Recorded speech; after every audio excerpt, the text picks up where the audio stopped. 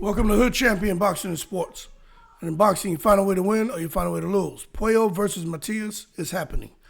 But the real question is, depending on who wins that fight, what's Richardson Hitchins going to do? We know June 17th, Richardson Hitchins is supposed to be fighting George Kambosos. And you can't blame him because when you look at what's going on in the IBF, Hitchins has a strap. Matias is ranked number 1, but Matias is fighting Puello for the WBC strap in July. And the number 2 position for the IBF is vacant. And number 3 is George Kambosos. So Hitchins already beat the number 4 Liam Parra. And when you look at it, Richardson Hitchins wanted to fight Teofimo, but Teofimo's busy. So according to Hitchins, he opted to fight the guy who beat Teofimo. And he plans to annihilate, I like to say tranquilize, Kambosos. Now, we got to put some respect on Kambosos' name. Made his name off the sparring he did with Manny Pacquiao. Made his name off of being a good person, very respectful, and a fun person to be around.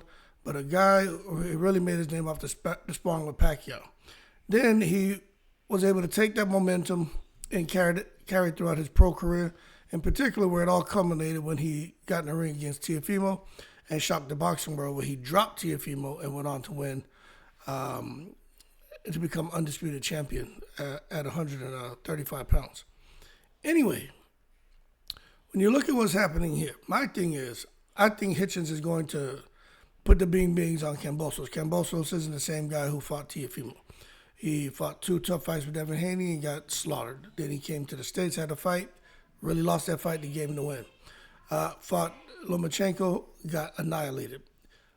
So he's had a pound of flesh taken out of him. So Hitchins, who's much bigger, longer reach, faster, Hitchins shouldn't have any problem defeating George Kambosos.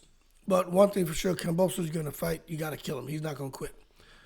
But once Hitchins gets past Kambosos, you got 2 killers out there. I said Super Matias is a Puerto Rican beast. Somebody's like, what beast? Just suggesting that Matias is a tomato can. That's what is wrong.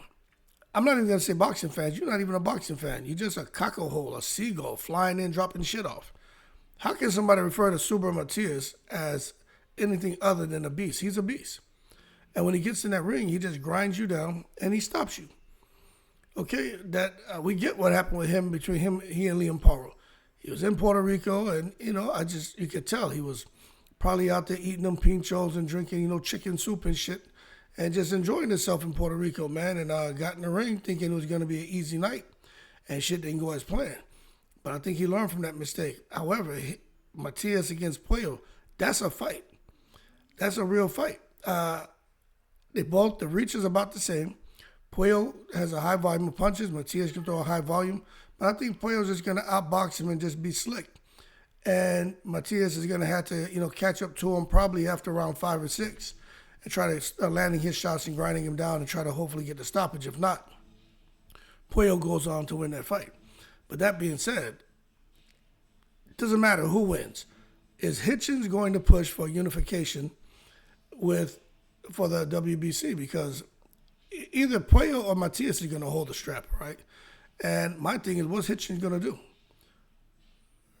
You see, it's easy to go after Kambosos. Kambosos is low-hanging fruit. You know what I mean? It's easy to go after him. The Teofimo, Barbosa, it's easy to call them out, but to really want to go after them, that's different. Especially with Teofimo and Barbosa. I think Barbosa is going to beat Teo, but Teofimo can fight. You just have to wait and see. That's good. That's going to be a good fight. Then you look at Gary Antoine Russell. You know what I'm saying? Why not go after Gary Antoine Russell? Now, Gary Antoine Russell, you got to look at what he's got. He's got some mandatories over there. But all in all, I wonder if Hitchins is going to have the same passion to go after a Barbosa Jr., to go after a Gary Antoine Russell, the same way he's going after Kambosos. Okay?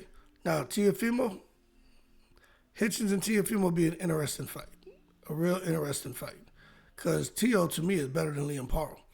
But Liam Parra gave Hitchins some fits because Liam Parra, just like Kambosos, they picked up that Lomachenko style, that up and down, herky-jerky, the lead hand out kind of circling, man, trying to hypnotize you. So they've managed to improve and get better. But it seems like they just can't sustain that style beyond 4 or 5 rounds.